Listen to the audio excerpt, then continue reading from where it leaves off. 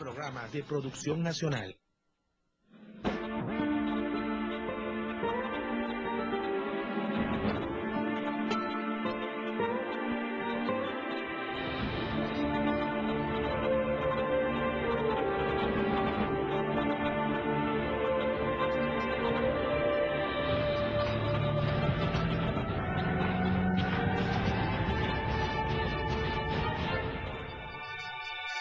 Señor Presidente Constitucional de la República, señor Presidente y Vicepresidente del Congreso Nacional, señores representantes de los altos poderes constitucionales de la República,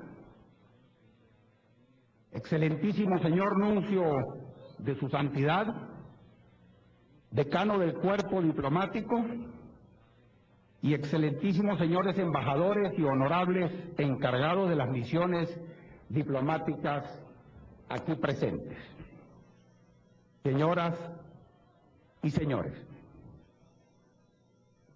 esta solemne celebración, la última del siglo, coincide con una hora menguada de la patria. Es una hora triste, tensa, bochornosa, preñada de peligros y de amenazas para los que queremos vivir en libertad y democracia bajo el imperio de la ley. No es hora de historias pasadas. La historia se está haciendo aquí y ahora. Es la circunstancia la que nos exige seguir el ejemplo de los próceres que firmaron la Declaración de la Independencia, de los que fundaron las bases y sentaron los principios de un Estado constitucional, en el cual la ley respetase la libertad y el honor, como decía una cancioncita que andaba por ahí corriendo en las calles de la Caracas entonces. Es la hora de hacer verdad el himno que hoy cantamos. Es hora de hacer como ellos, no de hablar de ellos, porque si no, seguiremos cantando que el vil egoísmo otra vez triunfa. Con el recuerdo de las heroicidades de los libertadores no vamos a exculpar las cobardías de hoy. Así no aprenderemos las lecciones que con el sacrificio de sus vidas nos dieron quienes firmaron el acta que acaba de ser leída. Con esa retórica apenas lograríamos anestesiarnos del dolor de las verdades que hoy nos abochornan y que nos han traído donde estamos. Por ese camino no nos vamos a encontrar jamás con nosotros mismos. Los hechos de hoy plantean ante la conciencia moral de los venezolanos de hoy la obligación de hacer algo por lo que hoy amenaza la esperanza de cambiar lo que hay que cambiar. Esos hechos pueden hacer, y si se les deja, van a hacer, retroceder a Venezuela a un ayer, cuyos atavismos de violencia están latentes, y solo falta alguien que los despierte. Y alguien los está despertando. Mañana nadie podrá declararse eximido de responsabilidad si hoy cada quien no asume la responsabilidad que le corresponde, sin egoísmo, sin cobardía. Para las revoluciones que están revolucionando al mundo de hoy, la retórica heroica de las revoluciones de ayer de poco valen.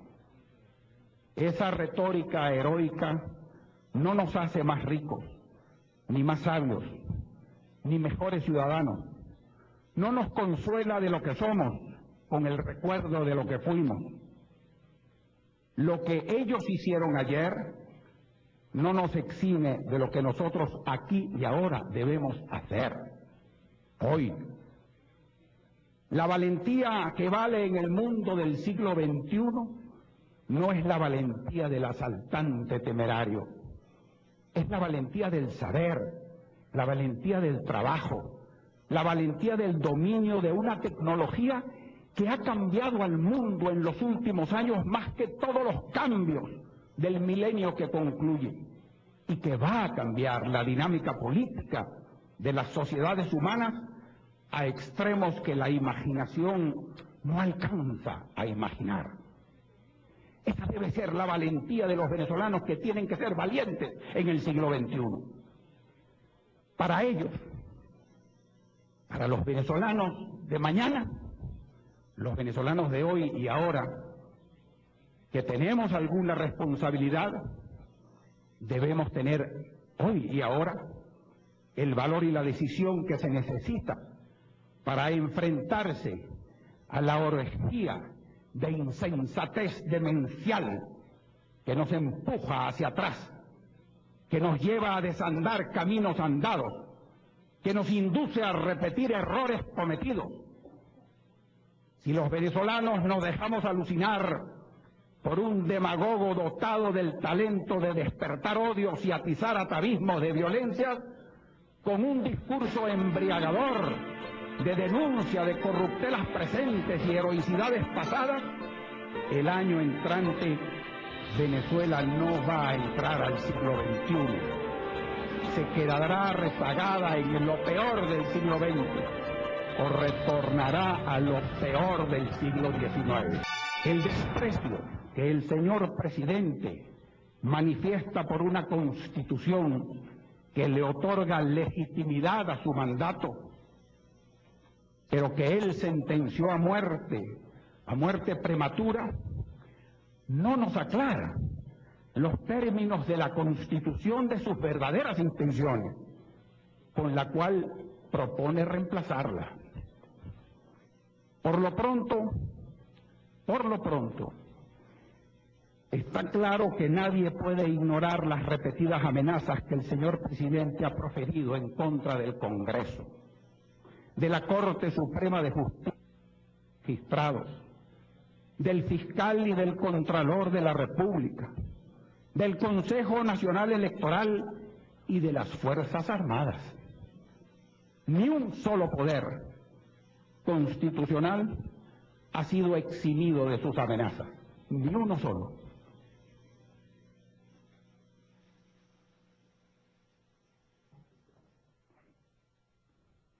Y no es que la imagen que el país tiene de esos poderes sea inmerecida, no.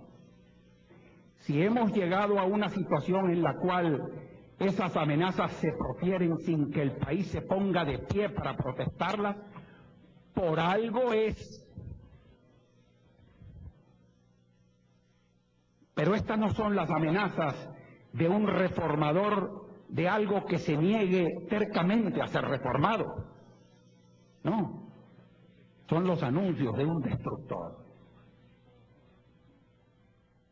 El señor presidente amenazó a la Corte Suprema de Justicia con lanzar a sus seguidores a la calle a manifestar en su contra si decidía un recurso interpuesto en forma que él consideraba contraria al pueblo. Y no pasó nada. Un pueblo en cuyo nombre dice hablar y del cual alega haber recibido... Yo llamo al orden al orador en virtud de que el señor presidente de la República y quienes estamos acá en la celebración de esta fecha patria no hemos venido a escuchar sus insultos contra el presidente de la República.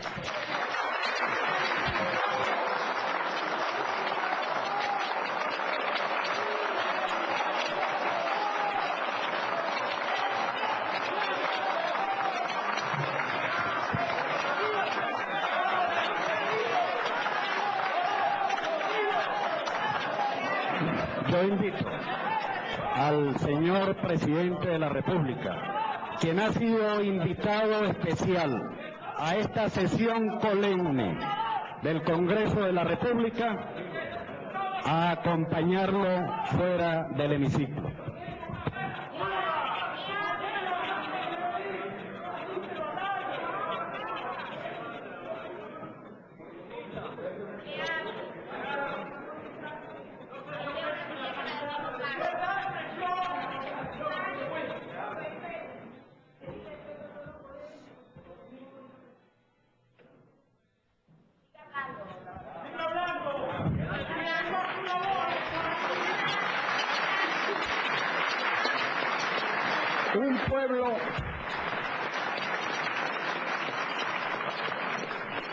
Un pueblo en cuyo nombre el señor presidente dice hablar y del cual alega haber recibido un mandato de poder absoluto, dictatorial.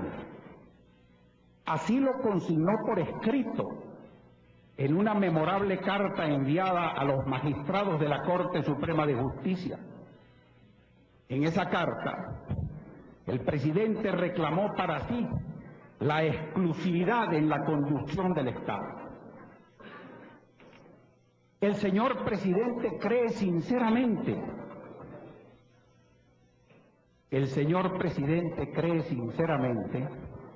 que el Estado es él, que él es el único representante del pueblo en la estructura constitucional de la separación de los poderes.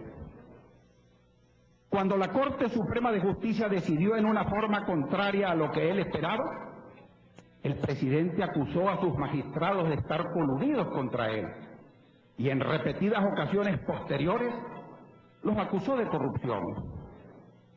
Y no pasó nada. El señor presidente ha instado repetidamente al desacato por la constituyente a ser elegida de los términos del mandato aprobado por los electores en el referéndum, cuyas bases clara y explícitamente le negaron a la Asamblea Constituyente a ser elegida el carácter originario. La Corte Suprema de Justicia ha negado el pretendido carácter originario de la Asamblea. Sin embargo, el señor presidente ha afirmado y ha reafirmado repetidamente que la Asamblea Constituyente va a disolver los poderes, va a destituir a los diputados y senadores, va a destituir a los gobernadores de los estados, tan legítimamente elegidos como él, va a destituir a los magistrados de la Corte Suprema de Justicia y a todos los jueces, y va a nombrar a sus sustitutos porque alega que su origen está viciado, y que esa Asamblea va a derogar, va a modificar, va a hacer leyes, todo antes de aprobar la Constitución y antes de que esta Constitución sea ratificada por el pueblo en un referéndum.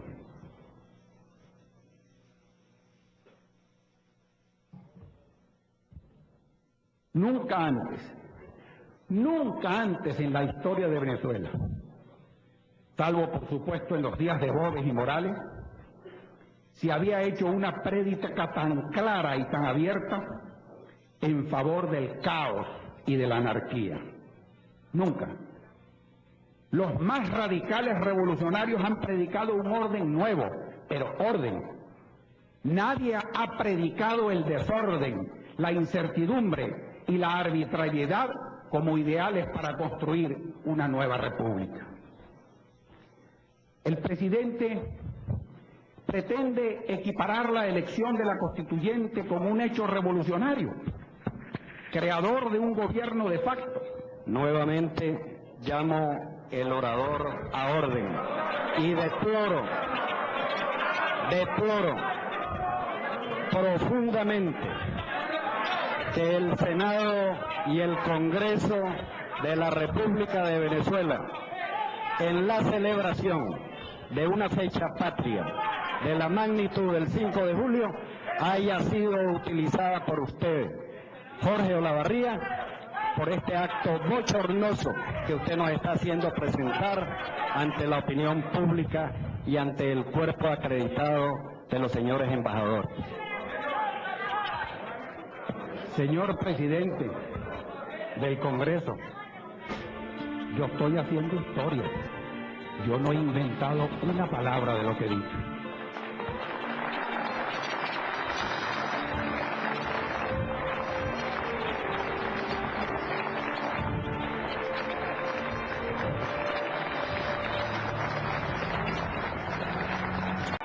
El presidente, repito, pretende equiparar la elección de la constituyente con un hecho revolucionario, creador de un gobierno de facto. Estamos ante la necesidad de desvelar un enorme engaño que nos está invitando a elegir no a unos representantes encargados de hacer una nueva constitución, a elegir a unos dictadores tumultuarios que amenazan abrir juicios populares a todo lo que ellos califiquen como corrupto, juicios en los cuales los principios cardinales del derecho que le han costado 2 milenios a la humanidad consagrar como derechos intangibles sean reemplazados por el trágico eufemismo de la justicia popular, que nunca, jamás ha sido justicia y que siempre, siempre ha terminado masacrando al pueblo en cuyo nombre dice hablar. Una asamblea dictatorial obediente a su voluntad, que tendrá, según dicen, el poder de disponer de nuestras vidas a su arbitrio, porque no estarán limitados por más ley que la voluntad de la mayoría. Además, el presidente ha instado al Consejo Nacional Electoral a la violación de las bases comiciales para la elección de la Asamblea Constituyente, unas bases que él mismo propuso y que, aprobadas por el electorado en el referéndum, fueron vertidas por la autoridad electoral en un reglamento que ahora el señor presidente se niega a respetar, alegando que puesto que no hay ley que regule la elección de la constituyente, él puede hacer y decir lo que le venga en gana para promover a sus candidatos, así se lo prohíba la ley y las bases comiciales que él mismo propuso y se aprobaron en el referéndum. En esta línea de palabras y de acciones, el señor presidente apoya abiertamente a los candidatos de su parcialidad y para ello hace uso público y notorio de los recursos del Estado. Cuando el Consejo Nacional Electoral le amonesta, el presidente hace burla del árbitro electoral y de la amonestación que recibió y anuncia que seguirá haciendo lo mismo, y lo sigue haciendo. Cuando el Contralor anuncia su decisión de investigar el hecho, el presidente lo ofende y lo descalifica. El hecho es dramáticamente claro, señoras y señores. El señor presidente de la República ha violado su deber de respetar y de hacer respetar la Constitución y las leyes de la República. Nadie lo puede negar. No digo que el presidente ha violado su juramento, porque lo dio en forma harto irregular, al extremo que puede decirse que no juró, como se lo manda la ley. En ese momento calificó de moribunda a la ley constitucional, y no sé si dijo que juraba respetarla o terminarla de matar. Pero si la respuesta del señor presidente a la pregunta ritual que le fuera formulada fue equívoca, la autoridad que le tomó el juramento lo entendió por dado, cuando le dijo: si así lo hiciereis, que Dios y la patria os premien, si no, que os lo demanden. Pues no lo ha hecho. No ha respetado ni ha hecho respetar la Constitución y las leyes. Por el contrario, ha instigado abiertamente a su desobediencia. Lo ha hecho a los obedientes y no deliberantes miembros de las Fuerzas Armadas. Y como Dios anda muy ocupado en cosas más importantes, y la patria somos todos y no es nadie, alguien se lo debe demandar, alguien. Hace 3 días, en su condición de comandante en jefe de las Fuerzas Armadas, el presidente violó su juramento constitucional de respetar y sostener la Constitución y las leyes.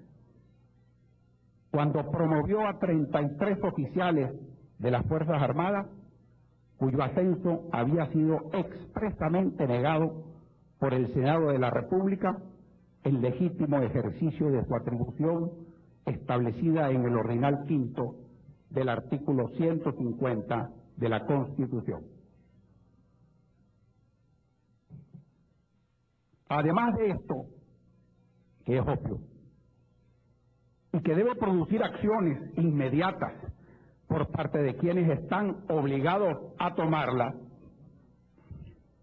lo que el presidente Hugo Chávez está haciendo con las Fuerzas Armadas, legal, paralegal, metalegal o ilegal, va a llevar a la destrucción de una de las instituciones de mayor prestigio de la sociedad venezolana.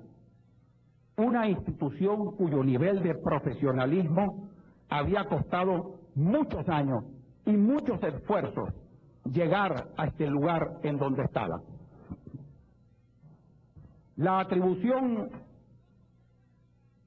del Senado, ejercida en sintonía con lo que las instancias de evaluación interna de las Fuerzas Armadas habían decidido en relación a los oficiales cuyo ascenso negó, no la inventaron los que el presidente Chávez llama cúpulas corruptas de los partidos, obedientes y no deliberantes. Usted agrega nuevamente un bochorno más al Congreso de la República de Venezuela y a quienes hemos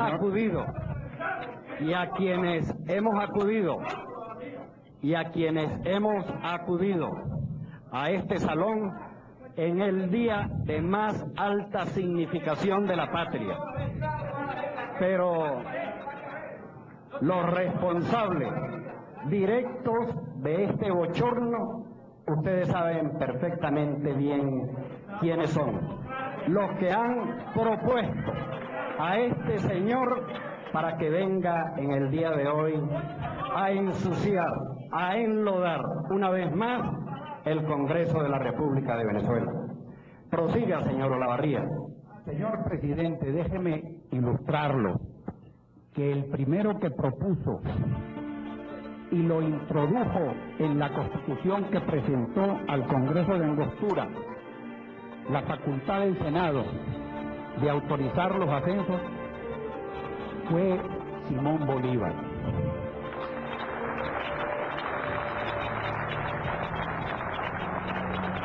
Desde el mismo inicio de su carrera militar, la preocupación de Bolívar por la disciplina del ejército y su acatamiento a la autoridad civil y constitucional fue constante. En 1813, después de la exitosa campaña guerrillera del Magdalena y de haber tomado Cúcuta, Bolívar se vio impedido de pasar a Venezuela por la actitud del coronel Castillo, a quien se le había nombrado como su segundo, y quien alegaba que Bolívar no podía legalmente llevar las tropas granadinas más allá de la frontera. Bolívar acató esto y se dirigió al Congreso de la Unión en solicitud del permiso correspondiente.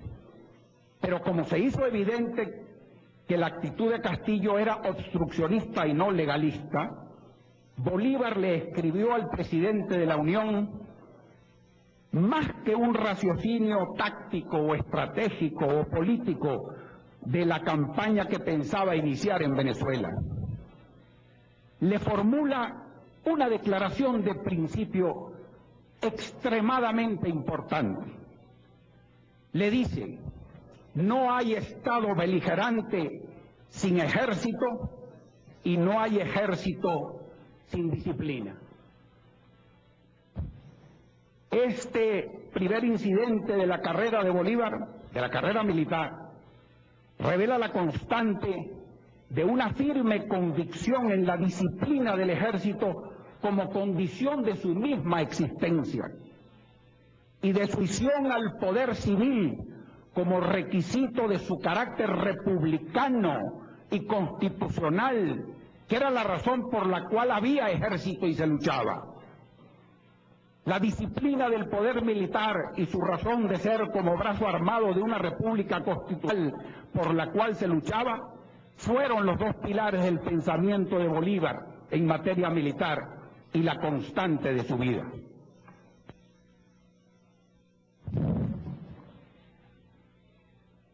Tras la conquista de Angostura y la instalación del Congreso en 1819, Bolívar presentó el proyecto de Constitución, en el cual, por primera vez en la historia constitucional de Venezuela, se le atribuyó al Senado la facultad de aprobar los ascensos militares en estos términos. El presidente nombra los empleos civiles y militares que la Constitución no reservare. Entre los reservados se comprenden los de coronel inclusive arriba, cuyo nombramiento lo hará el Poder Ejecutivo con aprobación del Senado. Si éste no conviniere en el nombramiento, puede repetir su instancia apoyándola mejor. La resolución del Senado, en este caso, es decisiva. La Constitución de Bolívar estableció por primera vez en nuestra historia constitucional el carácter no deliberante de las Fuerzas Armadas y su jefatura por quien quiera ejerciera las funciones de presidente. Y apartándose del modelo federal de la Constitución de 1811, estableció que la Fuerza Armada era exclusividad de la República y no facultad soberana de las provincias de tener cada una de ellas sus propias Fuerzas Armadas. Ya lo había dicho en 1813 y lo consignó en la Constitución que propuso a la Constituyente en 1819. No hay Estado sin Fuerzas Armadas. No hay Fuerzas Armadas sin disciplina. No hay disciplina sin ley. No hay ley si el jefe de esa fuerza disciplinada y obediente no la respeta y no la hace respetar. Si la ley se rompe por quien tiene la obligación de respetarla y hacerla respetar, se acaba la disciplina, se acaba la Fuerza Armada, se acaba el Estado. Palabra de Bolívar, palabra de Bolívar, así de claro, así de simple. La Constitución de 1830 repitió la atribución del Senado para autorizar ascensos y el carácter no deliberante de las Fuerzas Armadas.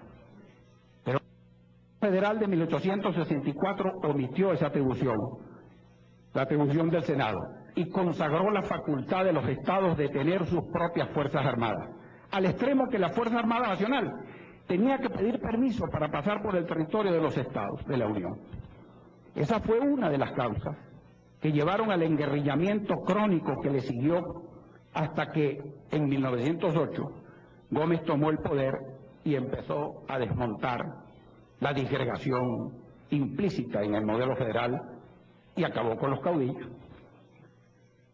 Y esa fue la razón de la proliferación de rangos militares otorgados por el mariscal Falcón y por los presidentes que le siguieron, por lo cual, para los fines del siglo pasado, Venezuela tenía más generales y coroneles que soldados y no tenía ejército. Los ejércitos de entonces eran los partidos de entonces, eran partidos armados, eran fuerzas de ocupación al servicio de Guzmán Blanco o de Crespo, pero no de la nación y mucho menos de sus instituciones. Llegar a eso, un ejército permanente institucional, parecía entonces una quimera. Regresar a eso parecía hasta antes de ayer una imposibilidad. Pero ese es el camino por el cual vamos. Por lo pronto, ya tenemos más coroneles y generales de aviación que aviones, y más almirantes y capitanes de navío que navíos. La creación de un ejército profesional, permanente y nacional se inició a comienzos de siglo. Cuando Gómez apartó a Castro del poder, inició con energía y con decisión la integración de las viejas montoneras del siglo pasado en un ejército homogéneo, tecnificado y moderno. El paso fundamental se dio cuando el 5 de julio de 1810 se inició el primer curso en la Escuela Militar de la Planicie. Algunos de los responsables visibles de este proceso confuso se conocen. El general Francisco Linares Alcántara había estudiado y se había graduado en West Point, el general Félix Galaviz, el coronel chileno Samuel McGill, y los más visibles de las etapas posteriores fueron el general Eleazar López Contreras y el entonces teniente coronel Isaías Medina Angarita, quien se había graduado en la escuela militar y había sido muchos años su profesor. Y el hecho fue que se llegó a la muerte de Gómez en 1935 con una estructura fundamental de un ejército profesional con espíritu y reglamentación de permanencia institucional. Ese ejército disciplinado fue lo que hizo posible que el general Eleazar López Contreras realizara las grandes transformaciones que eran necesarias para cambiarle el carácter dictatorial del régimen en el cual él se había formado y para que refundara la democracia venezolana en el siglo XX. El general López Contreras heredó una estructura de poder militar que le hubiera permitido prolongar el régimen autocrático. No lo hizo así. Y uno de los primeros indicios que dio el general López Contreras de su carácter liberal, de sus intenciones democráticas, fue cuando después de la muerte de Gómez se quitó el uniforme y entró a Caracas como presidente de la República vestido de civil. Un detalle que merece ser recordado en estos momentos cuando se están dando indicios en contrario.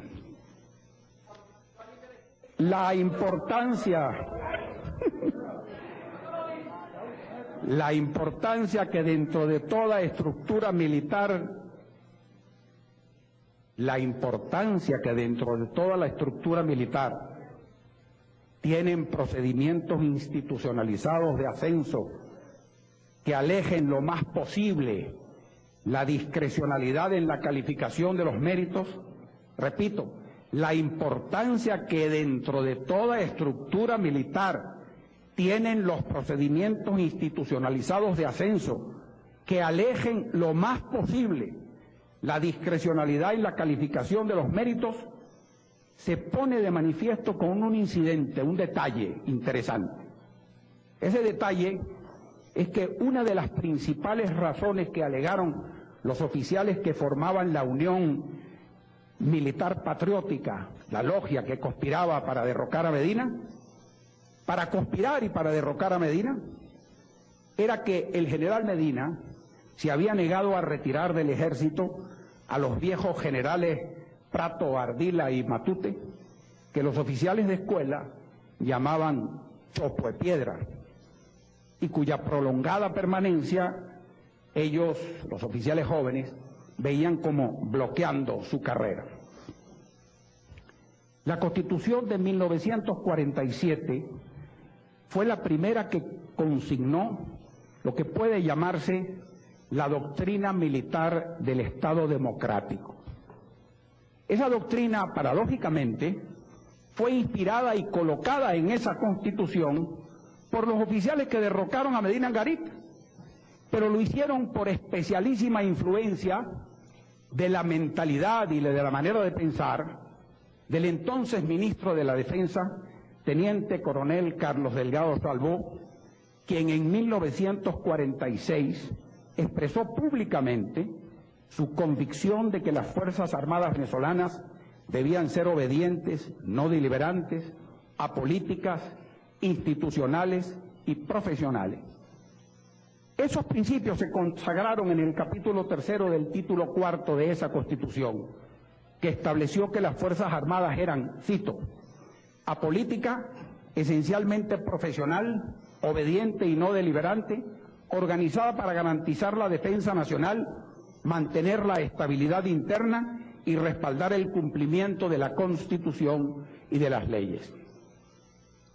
Al principio de la impersonalidad de la institución armada al servicio de la nación, al principio de la exclusividad de las funciones militares incompatibles con otras funciones políticas, y después de ratificar el principio muy antiguo de que la autoridad jerárquica suprema de las Fuerzas Armadas es el presidente de la República, se sumaron los avances que habían sido logrados en el gobierno de Gómez, como eran la exclusividad y el monopolio del poder nacional para mantener fuerzas armadas y poseer armas de guerra.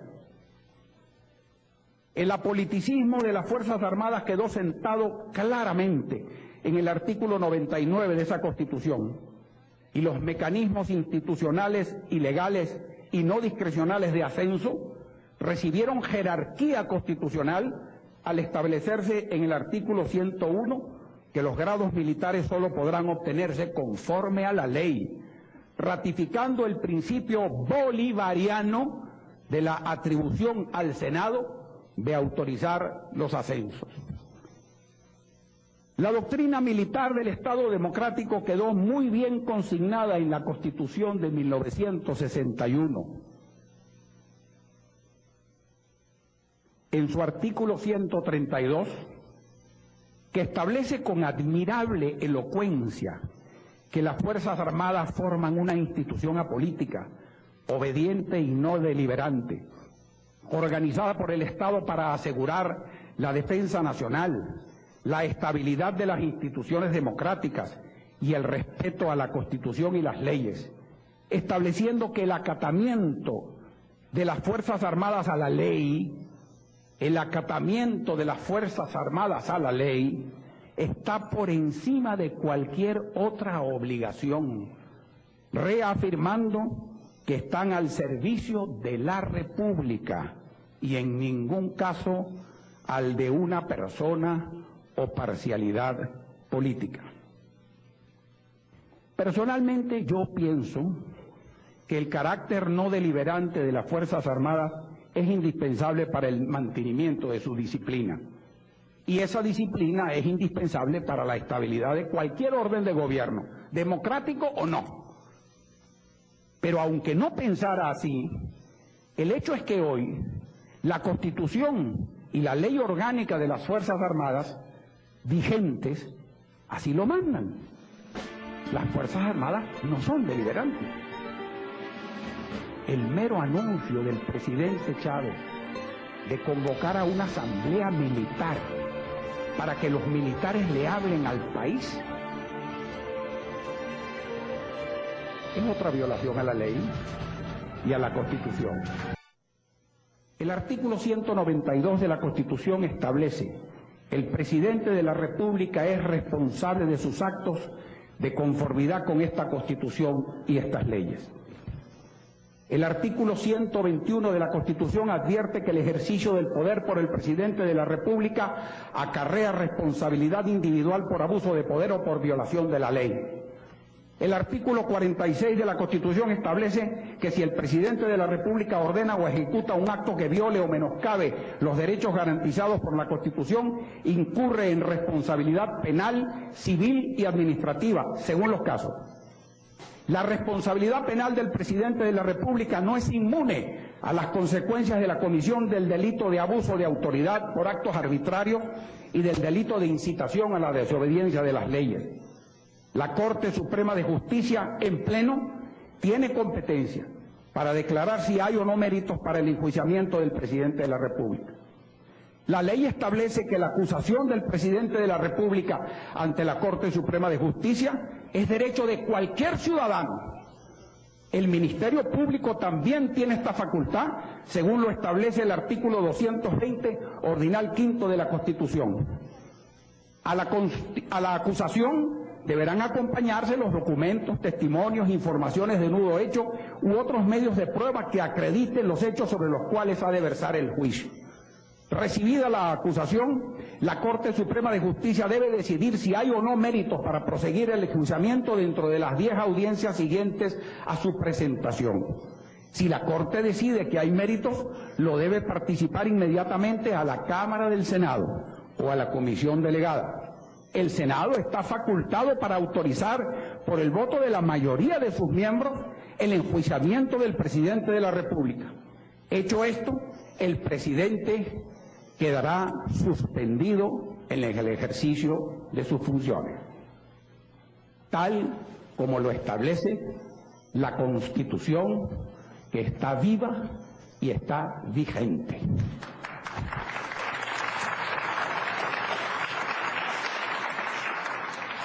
El presidente ha dicho reiteradamente que no le importa que lo enjuicie. A quienes me escuchan,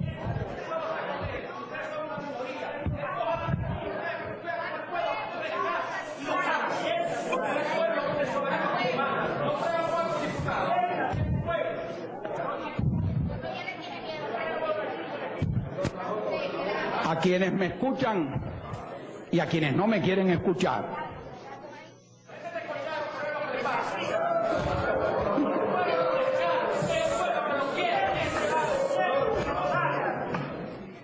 repito, a quienes me escuchan y a quienes les compete hacerlo, debe importarles. Si no lo hacen, no será por falta de causas. Antes de venir aquí, medité mucho acerca de lo que en esta hora y desde esta tribuna debía decir. Un viejo y sabio amigo me aconsejó: deja hablar al venezolano angustiado que tienes dentro. Eso es lo que he hecho. Yo no sé si he acertado con lo que se debe o no se debe decir en este momento. Solo sé que he hablado como mi conciencia me lo manda. Eso me basta. ¿Qué más se puede decir para sacudir a los venezolanos que me escuchan y sacarlos de su apatía, de su conformismo, de su cobardía cívica? Para alertarlos de lo que puede suceder y va a suceder si se deja pasar lo que se está diciendo y se está haciendo. Yo no soy de los que ven en los escasos 2 siglos de nuestra historia republicana una morbosa secuencia continua de fracasos en el empeño iniciado en la fecha que hoy conmemoramos para construir un Estado constitucional. No es cierto que nuestras 26 constituciones sean una prueba de una sucesión constante. Yo las veo como una secuencia constante de frustraciones. Y de la frustración siempre queda la esperanza que la constancia llevará algún día al éxito. Las frustraciones de nuestra historia están eslabonadas por una sucesión magnífica, gloriosa, de coraje y de constancia en la defensa de los principios democráticos que fueron sembrados en un día como hoy hace 188 años. De no haber sido por ese coraje y esa constancia, Boves habría triunfado. En su día fue mayoría la que siguió a Boves y minoría la que seguía a Bolívar. Pero para nuestra fortuna, no todos los venezolanos de entonces se hicieron soldados de Boves, y no todos los venezolanos de hoy son como los que ayer siguieron a Boves. He dejado hablar al venezolano angustiado que tengo dentro, porque no somos pocos los venezolanos que estamos angustiados por las tempestades que van a provocar los vientos de odio y de ilegalidad y de violencia sin razón ni sentido que hoy se están sembrando. Es a esos venezolanos angustiados a los cuales le he hablado para ver si encuentro en ellos alguna empatía de mi angustia.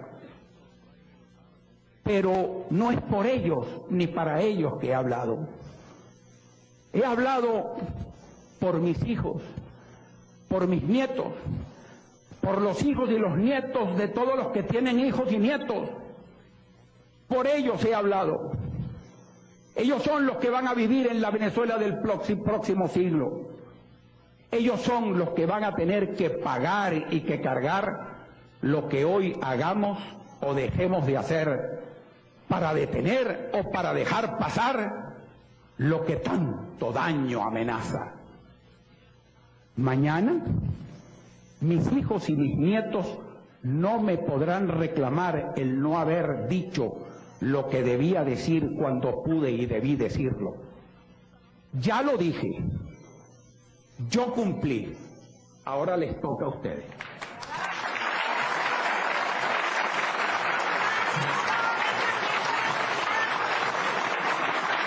Se designa al senador Carlos Canache Mata para que acompañe a su retiro de la tribuna de oradores al señor Olavarría.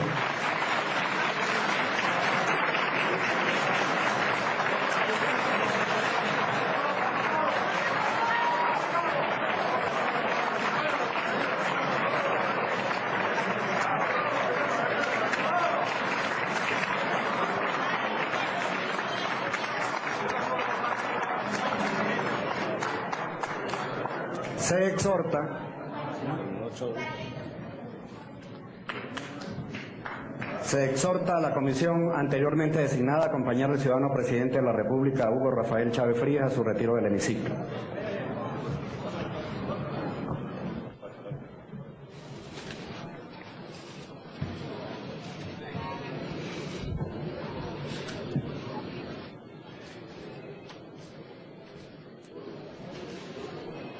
El ciudadano presidente del Senado y presidente del Congreso Nacional.